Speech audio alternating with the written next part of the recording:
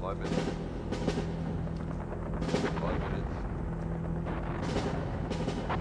That's it.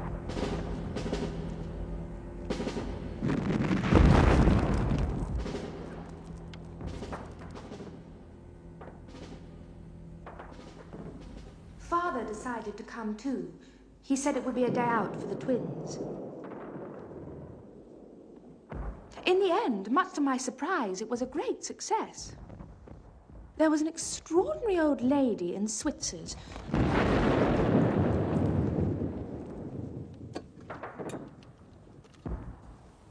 who said she had known Mother, and she made us buy size 8, which made more sense with the twins growing so fast. They were not pleased at this because they said it made them look like puddings. And it is true that they did look a little peculiar. But I'm sure they will grow into them. They seem to grow so fast in so many other ways. I have just looked at the time. Yes, you will be relieved to hear that my watch is mended. The one that used to belong to my Aunt Mary, whom you may remember I spoke of in Brighton all that time ago. It is 8:30, but the room is still as bright as day. Yes, I am certain you will have guessed. The Doomore generator is at last working, although the man had to come back 3 times from Dublin. Last Thursday, on my way home after posting my letter to you, there was... Oh!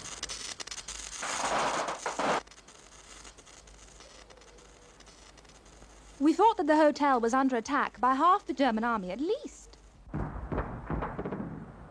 Miss Johnston, one of our oldest residents, who has been coming to the hotel for nearly 29 years, has had a bedspread ruined. Bridie, the second floor maid, left it on a windowsill to air.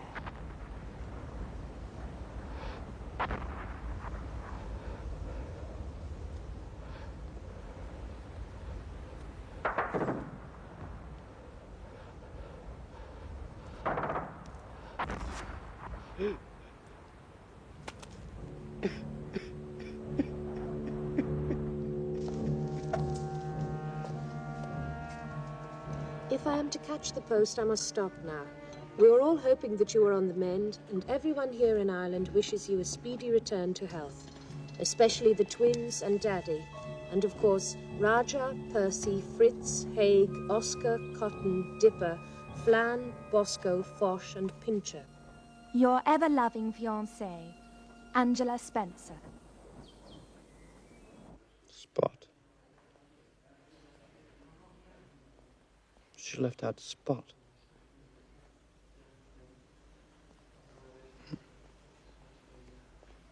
Poor old Spot.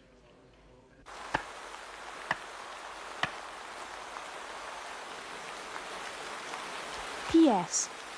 Poor Spot left us last Tuesday. He was much loved.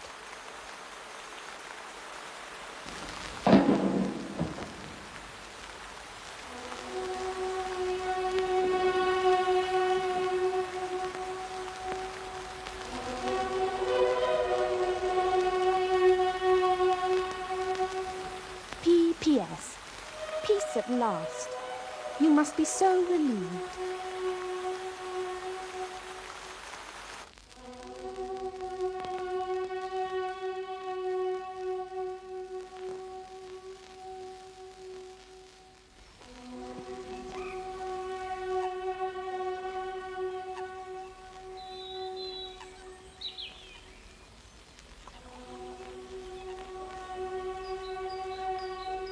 My dear Angela, I'm sorry to be so late in replying to your many letters.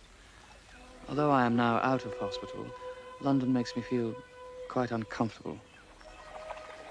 My aunt in Bayswater is distressed with what she calls my odd behavior. I seem only at ease in the company of strangers. Your kind invitation to meet your family, therefore, is doubly welcome. Maybe in the summer.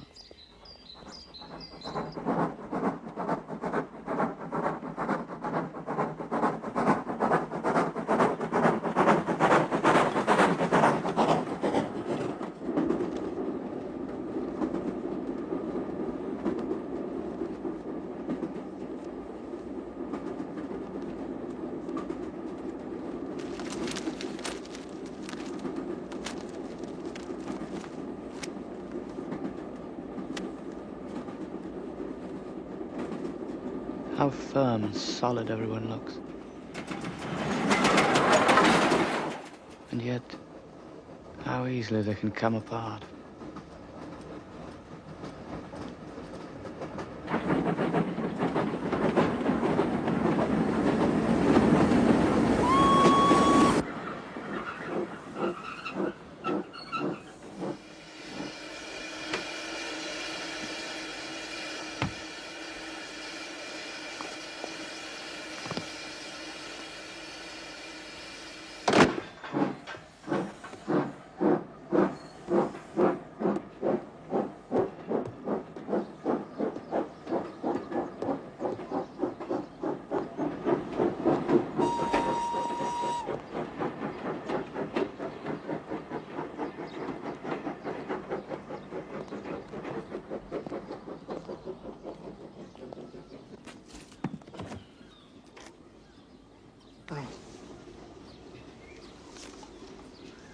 I wonder if I...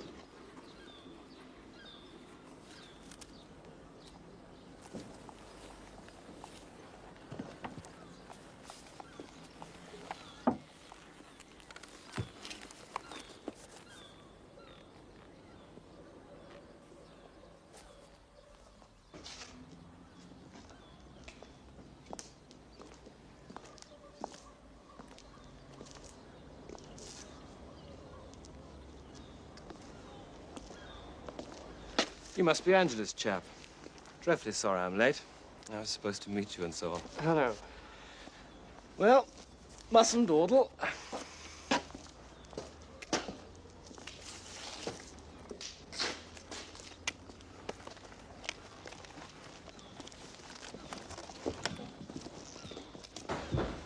I'm Ripon, by the way. I expect you've heard about me. As a matter of fact, I haven't. Oh? Well, I'm Angela's brother.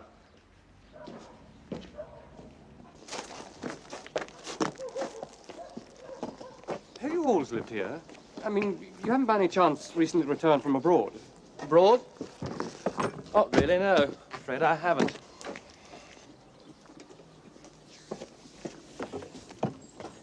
Easy up. Angela's looking forward to seeing you. Well, I mean, we all are. Jolly pleased. Walk on, girl. Well, this is Kiln the Lock. Splendid place, really. Go on, girl. Go on, girl. Now, this is where I flew my first kite. And on the dunes, I once shot a rabbit as big as a bulldog. In the barn over there, I had a rewarding experience with a peasant girl who in those days used to be cast in the role of the Virgin Mary for the Christmas pageant mounted by Finnegan's Drapery Limited.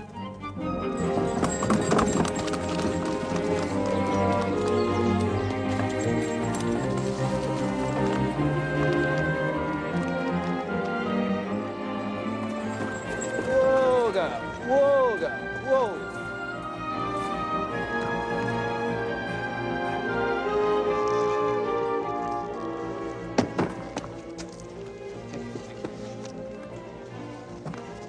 Right. If you'd like to pop in and sort yourself out, I'll get the beast round to the stable. Walk on, girl.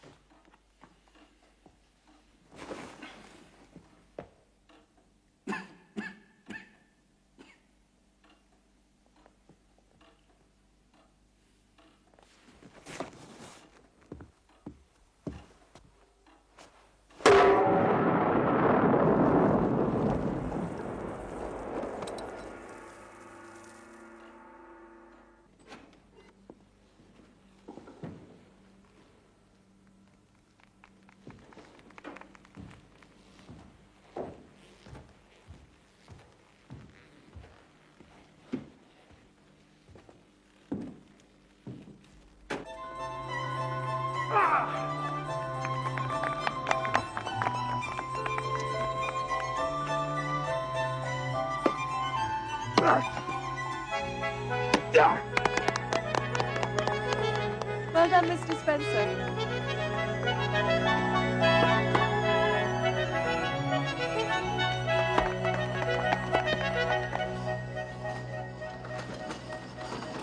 I wonder if I might... One moment, madam, if you please. Excuse me? I wonder if you'd be kind enough If you please, sir, just one moment. Good afternoon. I was looking... Through there.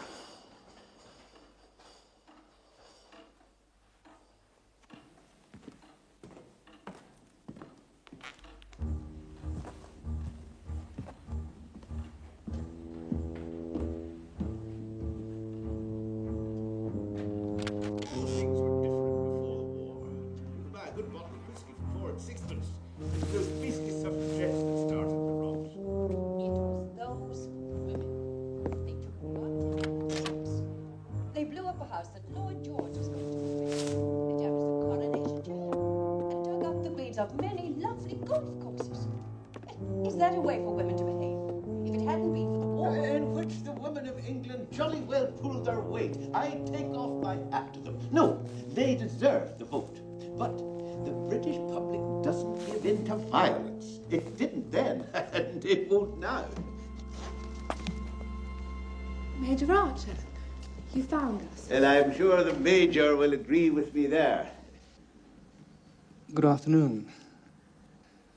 Do sit down. Thank you. Major Archer, Mr. O'Neill. Boy. Just call me Boy, Major. Extend the hand of friendship. This is Mrs. O'Neill, Major. And Miss O'Neill, Viola. Good afternoon, Major. And over there is dear Dr. Ryan, pretending to be asleep. How is your crossing?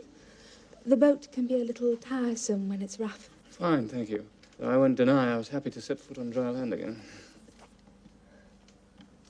You must be hungry. Let me order you some more tea. And have you been well, Angela? Ah, I've been dying of boredom. The twins have gone away. They're off spending the week in Tipperary with friends from school. Though whether the roads are safe or not now, I don't really know. Trees have been felled on the road to Wexford. 3 policemen killed in Kilcatherine. One of them a good Catholic with 6 children, mind you. Those who live by the sword. Who's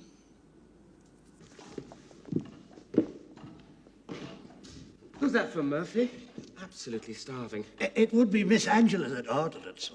Oh, well, it's for her to lonely go to West. Yeah.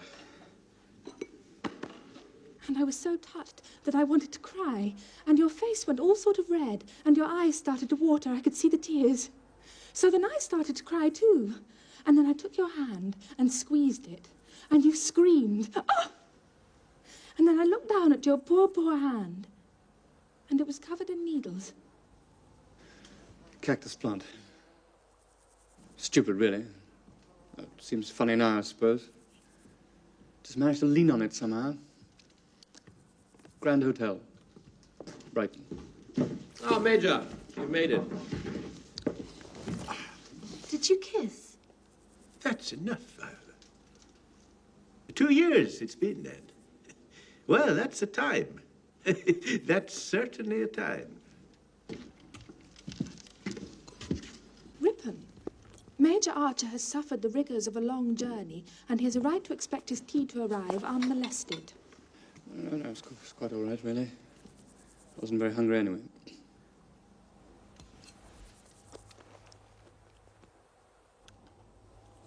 Thank you, Murphy. Evenings seem to come so much earlier to the Palm Court than anywhere else. Quick, you chaps! Unsavory character spotted lurking in the ground. Schiller's very likely, probably looking for guns. This your young man, Angela? How do you do, Major? I know you'll want to be in on this. Delighted to make your acquaintance. Come on, boy, you're not too old for a scrap. Arm yourselves and follow me. Damn fool. Schiller's supporters of Sinn Féin, or the Republican Army, as they like to be known around here. By anything less like an hour, it would be hard to conceive of. Isn't that so, Mr. Murphy? Mr. Spencer, I don't wish to be a nuisance, but the light bulb Miss in my Rice, room... I am on the King's business. Now, who is more important, you, Miss Rice, or His Majesty the King? Well, yes, Exactly. Take your pick. More in the gun room if these won't do.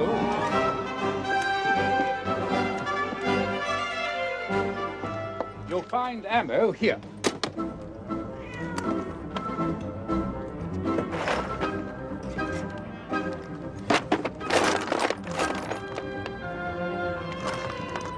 If everybody's ready, we'll sally forth.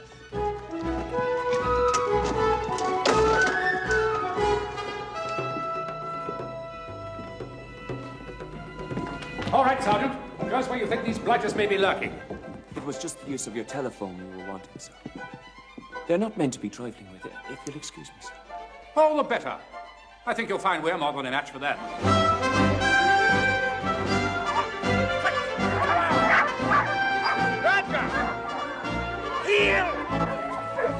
There was a bit of a scare around here the other day. Only last week. These policemen saw a couple of chaps messing around under the bridge.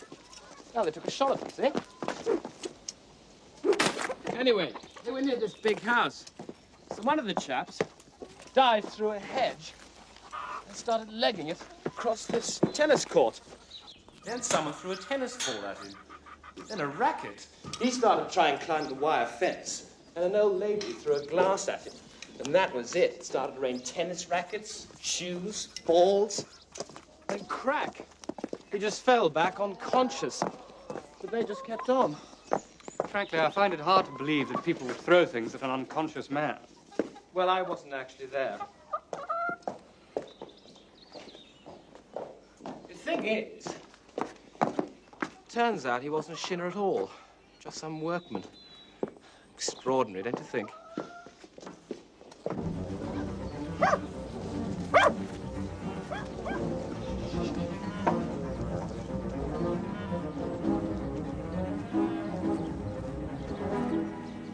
I think we may have something here. Sergeant?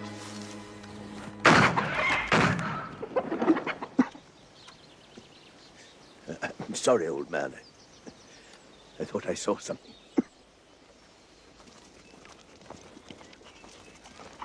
I think this whole bally thing is just Edward's way of avoiding my demon's service. Horses stood down, Peter. Back to the house. Tell the Major. Panic over. The search is off. We're allowed back in the house.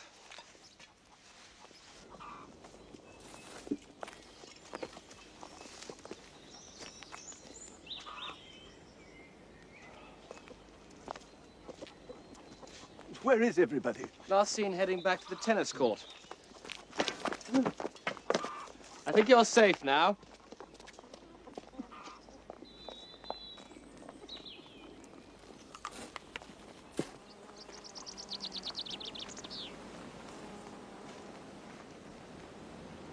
Oh, Lord, she's seen us. She's absolutely poisonous. Don't run away. My name is Sarah. I know who you are. You're Angela's major, and you've just arrived from England for a holiday. Not at all. You haven't just arrived from England? I meant not quite for a holiday. Ah, Angela. I know everything that goes on, you see. Especially about young Ripon here. So he has to be nice to me. To my face, at least. Don't you, Ripon? Yes, yes. You always make such a fuss when you know perfectly well we all dote on you. One of the things I know is that he's constantly telling lies. Is that rifle loaded by any chance? No, it isn't. I was going to steal an apple, but you caught me in the act. Well, allow me to steal it for you. Although I think it might give you indigestion. Thank you. As your reward, Major, I shall allow you to wheel me back to watch all those fat men playing tennis. Am I right in believing that your father's the manager of the only bank in Kill the Lark? And you give piano lessons to private pupils. I hope I haven't got you mixed up. Go on. Go on. We are impressed by the diligence of Angela's correspondence. Well, you've had a grand piano brought down from Pickett's in Dublin, And in order to get it into the house, you had to saw the legs off and stick them back on again. Isn't that right? You've forgotten the most important thing. What's that? That I'm Catholic. Or perhaps you regard it as good manners not to mention such an affliction. It's nonsense. Pay no attention to it. It's not nonsense at all. Rippon's father calls us fish eaters and holy Romans. So does Rippon. I hope not to be so bigoted. Surely there's no need to abandon one's reason simply because one is in Ireland. Reason has nothing to do with it. In Ireland, you must choose your tribe.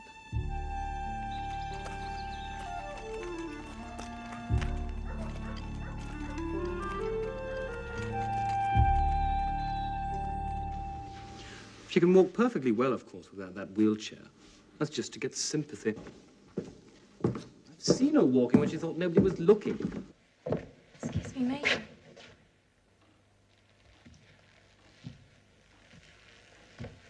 Good afternoon, ladies.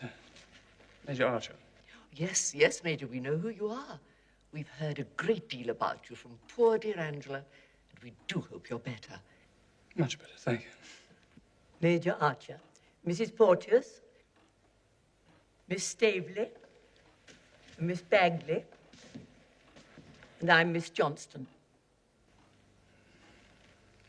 Well, we should just like to know whether Angela came down to tea this afternoon in the Palm Court. Tea? Well, yes, she did. Thank you, Major. That was all we wanted to know. Permanent residents. They hardly ever pay. Much easier to get blood from a turnip. If I were you, I should aim for a room round about the 3rd floor.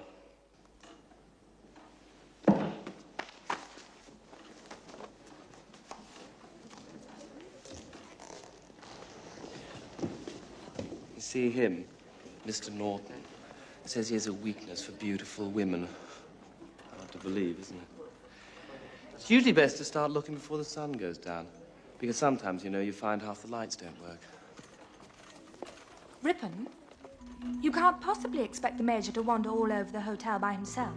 The poor Major's getting quite angry. I'm quite all right, thank you. Yeah, you see, he doesn't mind. Well, I was going up anyway, I suppose. I'll walk with you.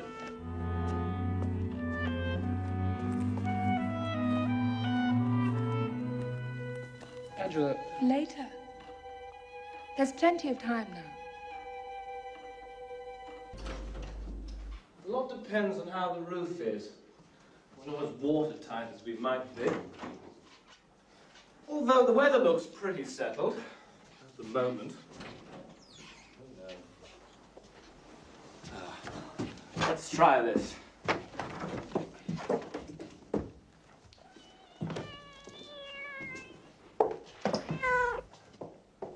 Don't worry about the bedding. It'll be organized. We'll see you at dinner. Oh, don't be late. Your ever-loving fiancée, Angela Spencer.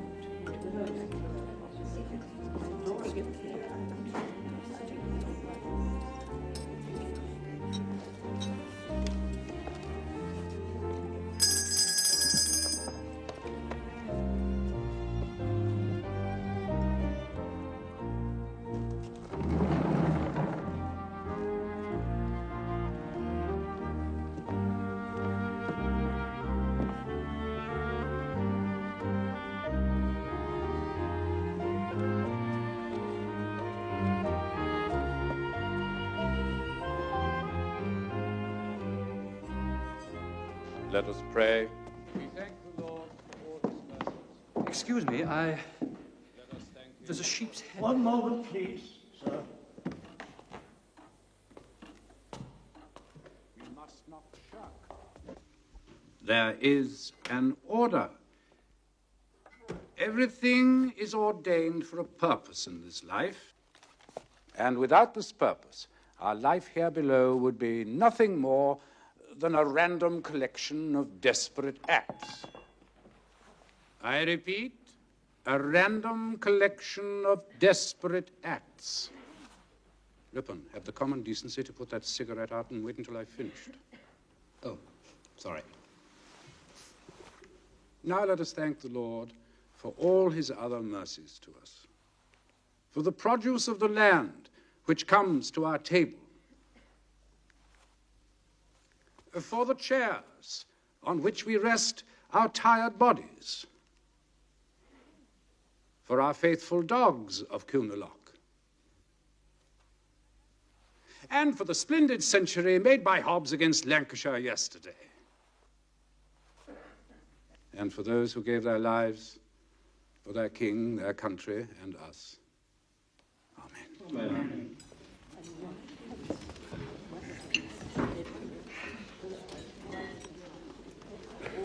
This is Angela's major, Grandmama. He's come home from the war. Where is he? Excuse me, Major. This won't take a moment.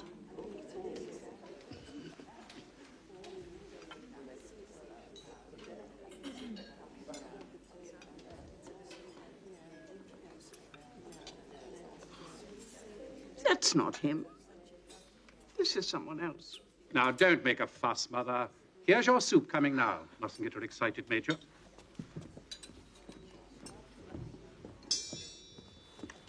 Spoon. Evans. Evans, the tutor. To the twins. When they're here. How do you do?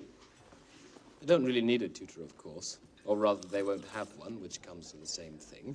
Thank you, Ribbon. Where's Angela? Upstairs. Dinner in our room.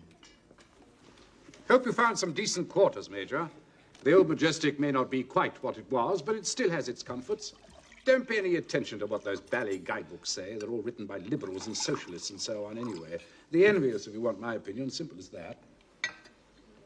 There was a sheep's head in the cupboard by my bed. Bring it down in the morning, will you? There's a good chap. We give them to the dogs. Very nourishing and costs us nothing at all. You can't beat a sheep's head for a shiny coat. Also, there are no sheets on my bed. Not to worry, not to worry. We'll soon get you sorted out. We raise our glasses to you in welcome. Breathe in our beautiful country. Home at last.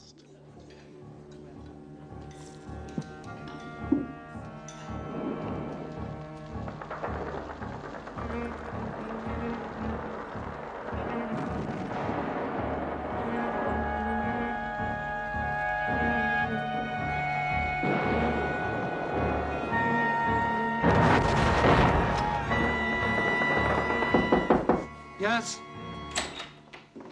Mr. Spencer said you might be wanting some sheets, sir. What time is it? It's just after 11:30, thank you, sir.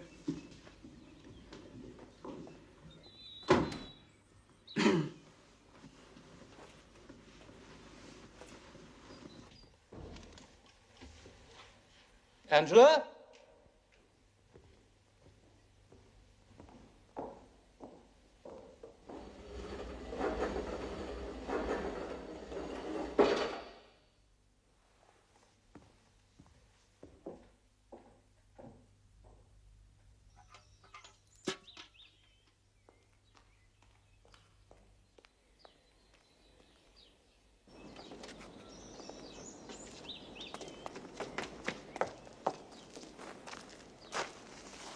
Angela?